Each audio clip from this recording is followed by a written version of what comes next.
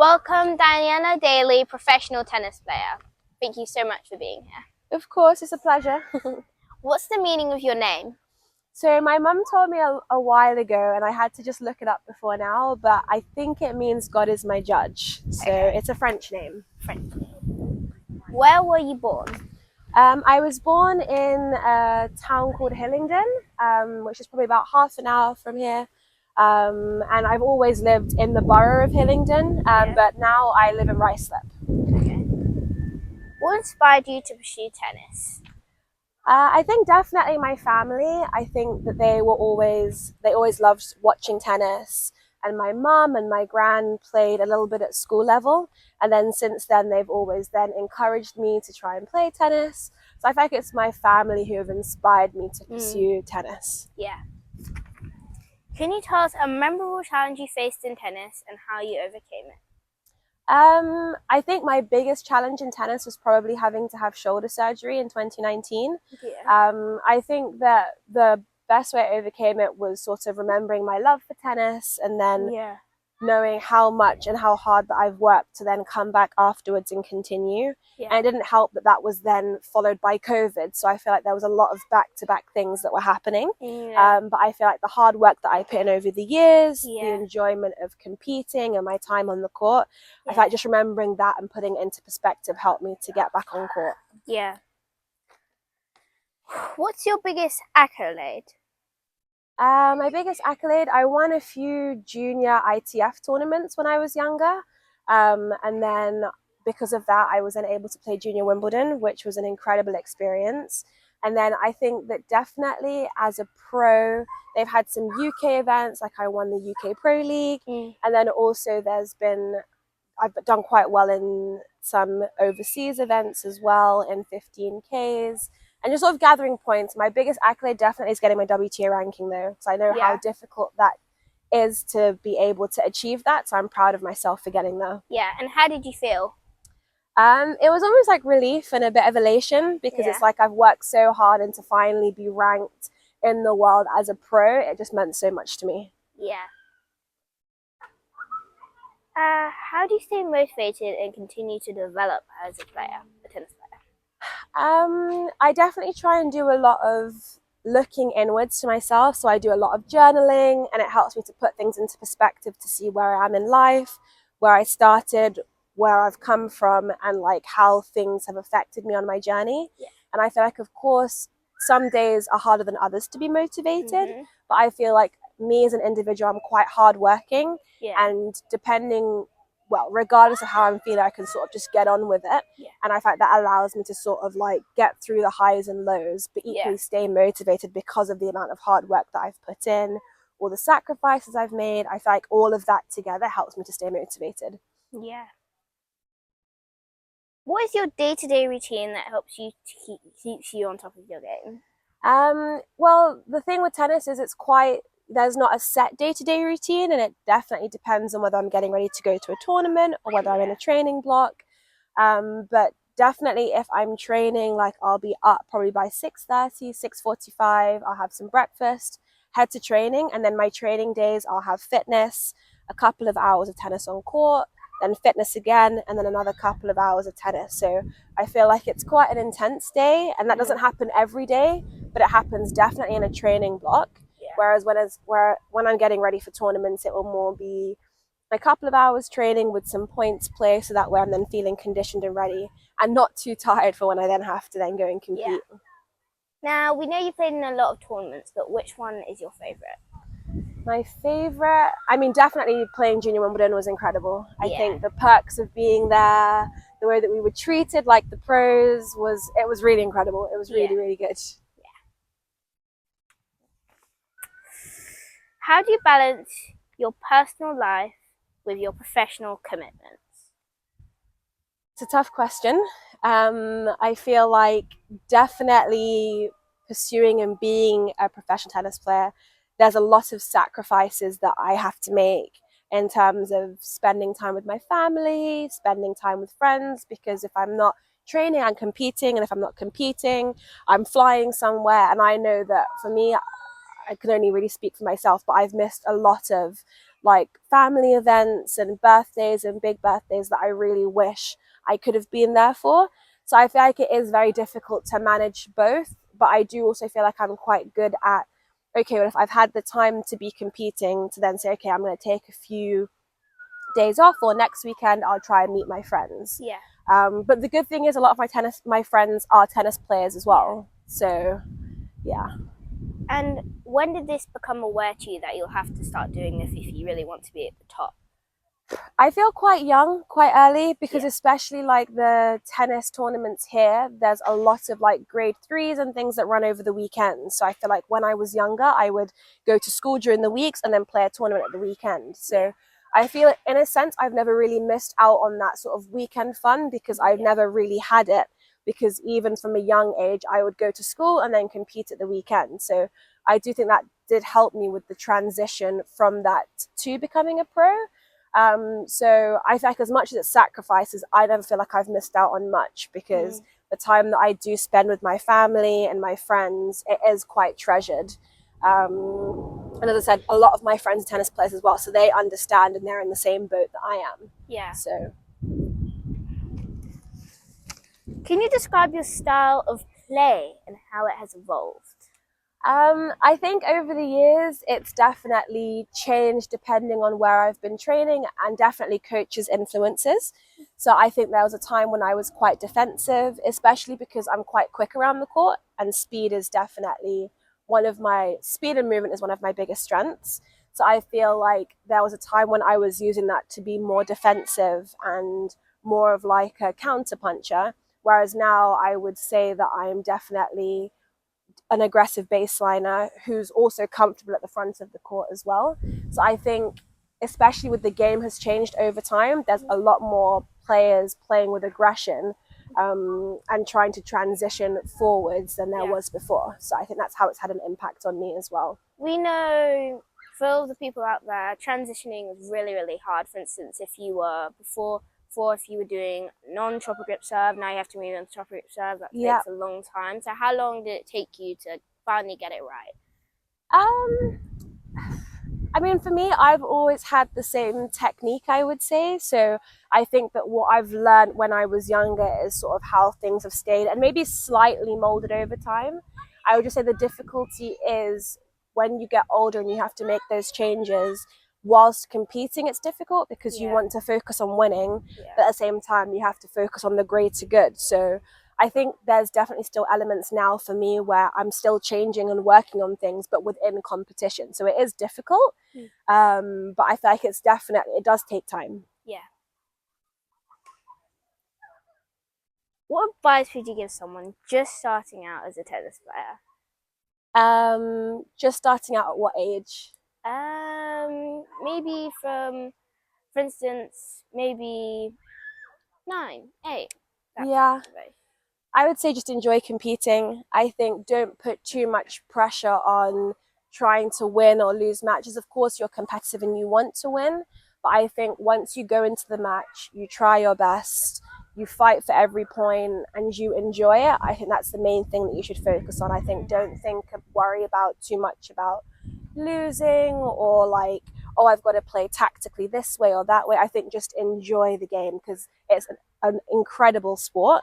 And I think that people should really look at the enjoyment instead of looking at results. Can you tell us an upcoming schedule and what you hope to achieve? Well, the rest of the year, I'm definitely still working on my schedule. And I feel like for me and the level that I play at, things can be very up and down throughout the weeks in terms of, oh, last minute I might go away or I might go somewhere different. So I've definitely been looking at maybe playing some tournaments in Greece. I've got the National League Club Finals at the end of the year that I'm playing. So yeah, in my immediate plan, that's what I'm looking at, but then that could also change as well. Now, you're so busy, like you're everywhere. Yeah. So whenever you actually do get any spare time, other than spending time with your family and on the tennis court, what do you do? I love baking. I've always loved baking. So when I'm at home, I'll try and bake where I can. I love to read as well. So if I could sit down and get time to read a book, I will definitely try and do that. In my spare time, I'm usually watching a lot of tennis as well. So yeah, those are probably my main hobbies outside of tennis. Have you been watching the mixed doubles US Open? I have. I did watch a little bit yesterday. Yes. So some very good matches. Yeah. Yeah. Have you been watching it? Yeah. What do you consider to be the most essential qualities as a tennis player? The most essential qualities? Yeah. I think it depends on the person. I would say you definitely have to have good work ethic. You've got to work hard. I think that you've got to be patient with yourself, enjoy the process and the journey. I think patience is the main thing. I think that in tennis, nothing happens overnight unless you're Carlos Alcaraz or Mboko, who's been doing so well. And even they've put in a lot of work behind the scenes. Yeah. But I think you have to just be patient and just enjoy the whole process and the journey and be so competitive. You have to have that want to win and the want to fight, because in a lot of tennis matches, you're going to find that you're down, and it's to still be digging in and to keep trying to find a way. Were you ever in a part of a tennis academy, and if so, what was it like? For a small period of time, I was at, they used to be called Jet, but now they're called, I think, Unique Tennis. The atmosphere was actually incredible, but I've never had a sort of training where it was just drills after drills after drills. So I thought that definitely helped me hone my hard working skills, and that's sort of like be on it from the first ball every day when I'm training. Yeah, that's the only academy that I've really, well, I'm at an academy now as well, but that's definitely more like individual training based with a few squads. But I've never gone to like Juan Carlos Ferrero or like an academy like that, or Moritoglu, for example. If, even though you're telling us which academy you've gone into, what would be your dream academy to go into? Oh, that currently exists now? Even if back then when you were a kid or right now.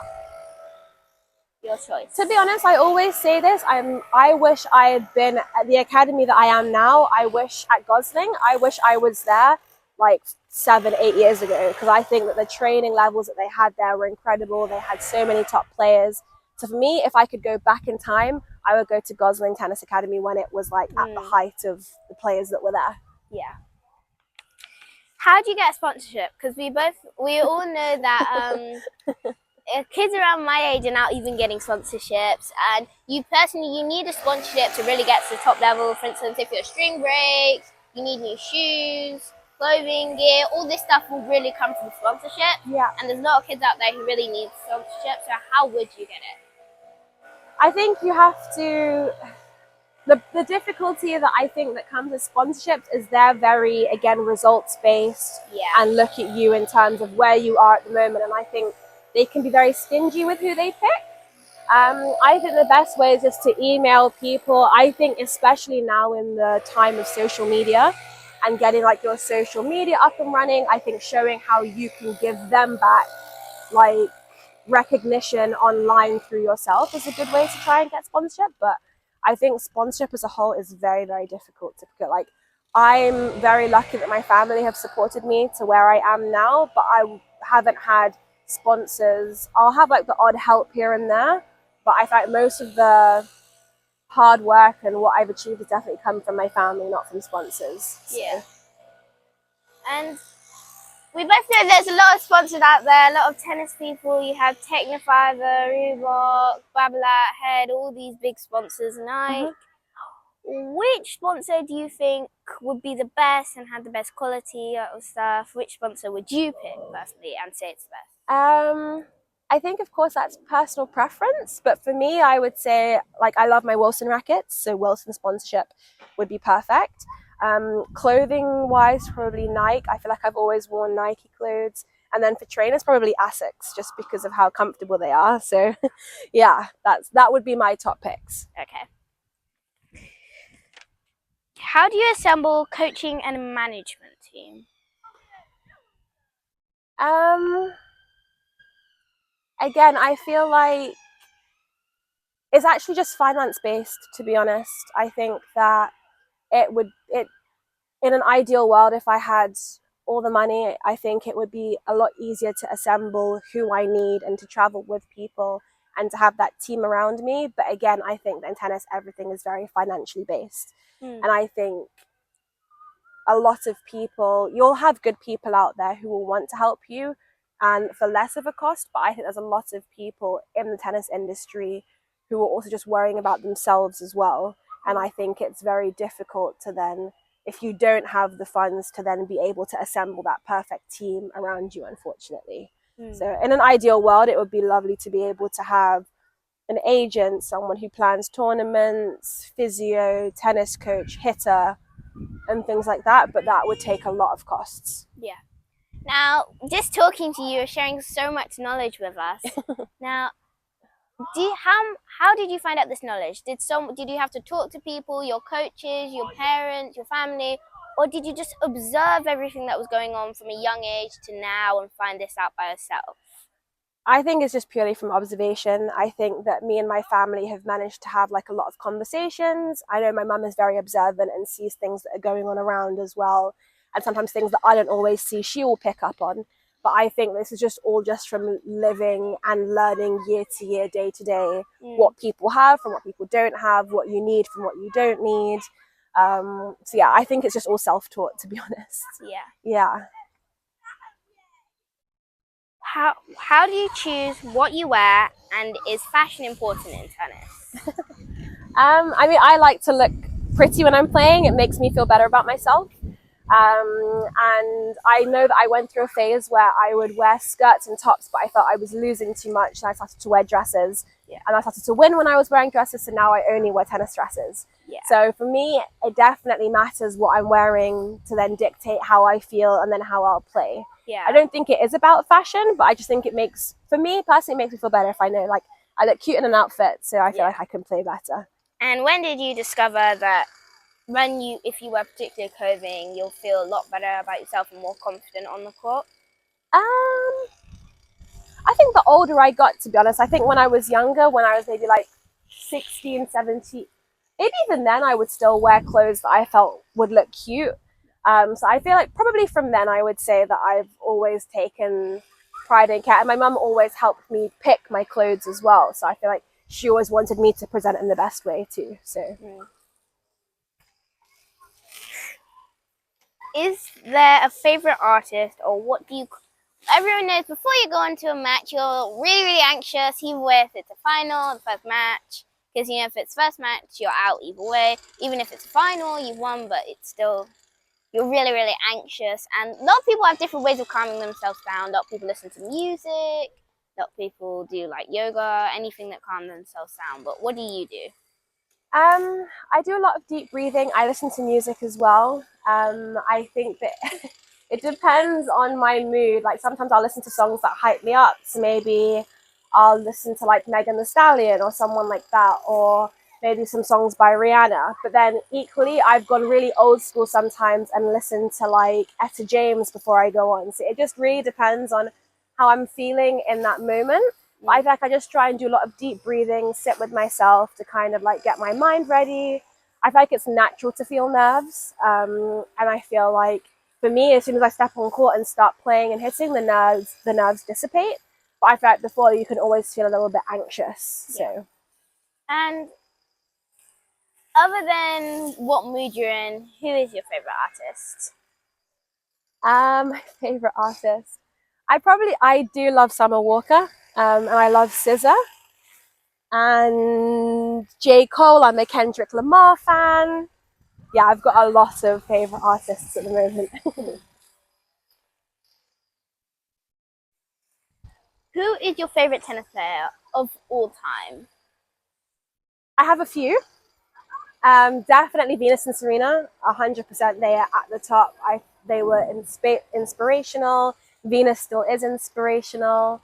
And the precedent they set for, I feel like, young girls of like ethnic backgrounds, I think they've definitely helped to give us more hope. So definitely Venus, Serena. I loved Ashley Barty, the Australian tennis player, and the way she would slice and chip, and I loved watching her play. And men, I love Alcaraz. I think he's my favorite. But I went through a phase where I loved Federer, but then I became more of a Rafa fan. Yeah. And I love Djokovic. So I just, I love them all. Yeah. What is your favorite Grand Slam? Because we both know all four. Everyone says US Open, mainly because it's the US. Yeah.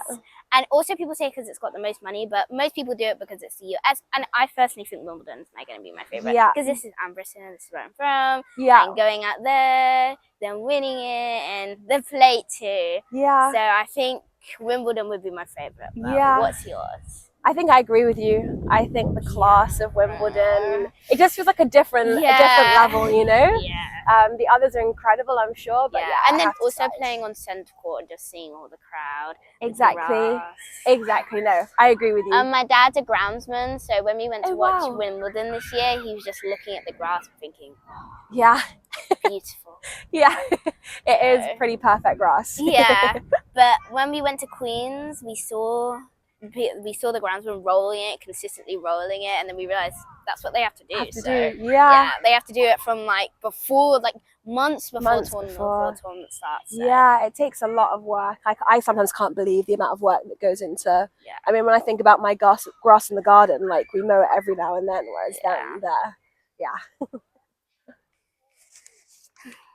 How do you handle criticism and negative feedback? Because I feel like sometimes it's either whether it's opponent's fans who didn't want you to win and they'll send harmful things on social media and all this stuff, or whether you've lost a match and all your big fans are a bit mad. So how do you handle that and ignore the hate? Yeah. I think definitely at the moment hate is getting a lot worse. I know that even if I win or lose a match, sometimes it can, I've gotten some horrible messages. So I feel like for me, I think it's just about controlling what you allow in. And I feel like, for example, on Instagram, if people don't follow me or I don't follow them, they can't send me any messages. I've turned off comments on my posts, so people can't message me or comment underneath my pictures. And I feel like that's definitely helped silence a lot, because I know I'm never going to get criticism like that from the people that I allow into my life. But in terms of when I'm playing, I think I have to just try to drown it out. Like for me, if anything, it fires me up even more, because I'm thinking, if you guys really want me to lose, well, I'm going to show you that I can win. So I feel like in a way it kind of does the opposite effect. Yeah. So it's not nice, but I feel like it's just something that you have to get on with, you know? Now, once again, I'm going to hit you with this question because, it's a different question, but learning about this criticism, negative feedback, when it first happened, how did you feel and how did you deal with it? I actually can't remember. I think I may have been with friends when I saw it, and I just laughed and rolled my eyes and was like, what is this person speaking about? So I feel like it's never really triggered me to a point, but then equally I did want to control going forwards how they could then contact me. So I know it has affected some players a lot more. So I just hope that they're okay. But for me, I'm just kind of I just roll my eyes and just get on with it. Can you tell us a mistake you made as a tennis player and what you learned from it? Because we both know a lot of people, when you make a mistake in a court, for instance, whether you're playing a big match and it's 40-30 and it's 4-3 to them, and if they get 5-3 up, they're 2 games ahead, and it's just, how do you deal with that, whether it's on the court or off the court? Yeah. It is difficult, especially if it's a big match in a moment. I remember I was playing a match in Azerbaijan, and I had a match point in the second set, and I hit a backhand in the net that I still remember 3 years later. I feel like in the match you have to just kind of and I ended up losing the match. So I feel like you have to kind of just get past that, and in the moment you have to think, okay, I've made a mistake now, but let's move on to the next point. What are my intentions behind the next point that I'm going to go after? And just try and move past it. It's easier said than done. Some people, I used to shout sometimes and let it out at that moment and then move on. I think it just depends on how you deal with the situation, and if you're a person that needs to get it out and move on, or if you can hold it in and do some deep breathing or go to your towel. I just think it depends on how you are. And I feel like for me right now, I'm doing a much better job of dealing with my emotions and keeping them in so I don't also show the opponent how I'm feeling as well. Now, we both know getting to the point where you are, your family, your friends, all of this stuff really, really helps. But there's always this one, like for instance, your coach is always, but other than your coach, other than your family, other than your friends, who has been the biggest mentor? Someone that's always just been right there. Other than family and my coach? I mean, you can just say family, but... Yeah, I think that the older I've gotten, the more people that I've come across. And I know that in terms of, I think honestly, it's a mixture of everyone that's around me. Like, I feel like I've got my mum, my grandparents, my aunt, my uncle, who are people that I can speak to about how I'm feeling. There's one friend who I think we've gotten closer over the years, and she has done she's been really high. She's played Wimbledon, and I feel like her life experiences and how she's felt about tennis, I think has kind of mentored and helped me, to be honest. Yeah. And I feel like just sort of like listening to like other tennis friends that I have can definitely help me to then see things now and then move forward and stay motivated as well. Yeah. How do you deal with the pressure and the expectations of your fans and audience? Because we both know when you're out there, I feel like when I'm out there, the first thing that comes to my mind is like my family's watching me. You've got to do this. You've got to think about that. And also, but for you, and you're on the big screen, and there's like people watching you, and sometimes you can even hear the crowd screaming your name. And it's just tough on top, tough on top. So, how do you deal with that? And also the predictions of the match that they like. Yeah. You know, sometimes on social media they do predictions for how the match is going to go, also for the commentators. And like sometimes you hear that and then you think about it, like they think I'm going to win, and then you feel like you've got to win. So I feel like I just try not to look at those things, especially because I feel like it can make you feel quite negative. But I feel like for me, it's just remembering what I need to do and focusing in the moment. I think it can be very difficult sometimes to remember the expectations of family and people around you. But I feel like you have to kind of just keep coming back to you're doing and playing tennis for yourself and not for anyone else. And regardless of the result, you're going to come off court, you're going to be loved, and life goes on. I think that's the best way that I feel like I would look at it. And that match is going to be an hour and a half, 2 hours of your life. Everything that comes after that is going to be very short, and then you can then just move on. Yeah. Can you describe a moment when you felt you made a real difference in the world for your work, for your tennis? I feel like I haven't. I'm trying to think. I haven't really. I feel like my tennis hasn't been that impactful. And I think, especially the level that I play at, maybe the higher that I will go, I will be more impactful. But I feel like for now, I'm just really doing everything for myself and the hard work that I've put in. But yeah, I feel like for now, that's where I'm at. Yeah. Now, we know the last time I saw you, you were actually playing doubles and everything, other than being a singles player too. Yeah. There's so many people out there, but who would be your favorite, like your dream doubles partner? Probably Alcaraz. I think if I was to play mixed doubles, I would love to play with Alcaraz. Yeah, I think it would be good fun. I think I would learn a lot of things as well. So yeah, Alcaraz. Alcaraz, okay. Women's doubles. Women's doubles, probably Serena. And then I get the chance to meet Serena, get some insight. Yeah, I think Serena women's. Can you describe a moment where you have to make a tough decision, either on the court or off the court? And sometimes, like, when you're on the court and you have to make a quick decision, like forehand, backhand, if the ball goes low, should I go from the volley or go back? Or even off the court, if there was a really hard decision to make between, you know. So how would you deal with that? I feel like I just take a lot of time to think. I feel like on court, of course, things are very split second, so you don't get the chance to, and tennis is very instinct. But I feel like most of my harder decisions probably come when I'm off court in terms of which tournaments to do and to play, like where I am in life. Like all those decisions I feel like are a lot harder. But I feel like with any decision, I just take time to think on it. I try not to make impulsive decisions, and ask family for insight, ask friends, get different perspectives before I then decide which way I want to go with a decision.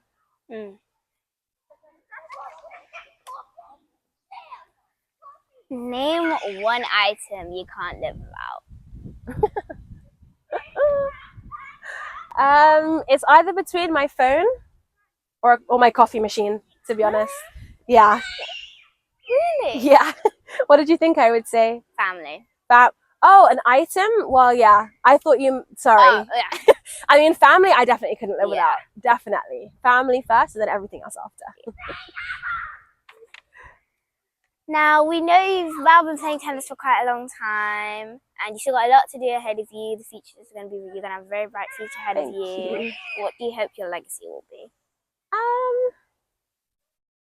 I don't know. I feel like it would be nice to leave a mark in the world, but I feel like I just want to continue to be a good person, stick to my values that my family have taught me, and just, I don't know, just keep trying to be the best that I can. I feel that's more for myself than everyone else around me. Yeah. So. Now, that was last question. Okay. And I might have not said any. So, is there anything else that we might not share that you would like to share? I mean, I feel we've covered everything. I think that, yeah, I feel like I'm not used to then going off piece to share anything else. But yeah, I just feel like, as I said, tennis is an incredible sport, and I feel like if you love it and you enjoy it, I think there's no reason why you shouldn't shoot for the stars and just keep going, working hard, setting your goals as well. Yeah, I think those are the main things. Yeah. We are so grateful that because we've gone into your time. No, thank you for having me. So we're really, really grateful that you've come here. No, thank you. It was a pleasure. I've enjoyed it.